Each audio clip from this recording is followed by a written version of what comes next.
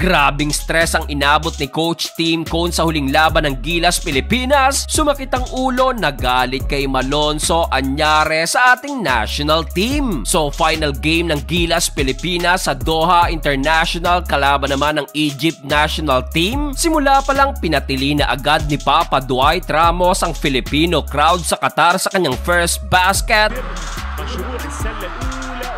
Magandang simula ng Gilas with 8 tuturan at maaga ring nagparamdam sa opensa ng Gilas si JB sa kanyang mid-range jumper. Yun nga lang at mabilis ding nakabawi ang Egypt at nabura agad ang lamang ng ating national team. So far, aggressive si Brownlee with 6 points at under a minute mark. May binuli sa ilalim si Junmar, bagsak ang bantay sa 8-time MVP. Tinapos pa ni JB ang unang quarter sa kanyang first 3-pointer with 9 points. Nabawi ng Gilas ang lamang 19-18.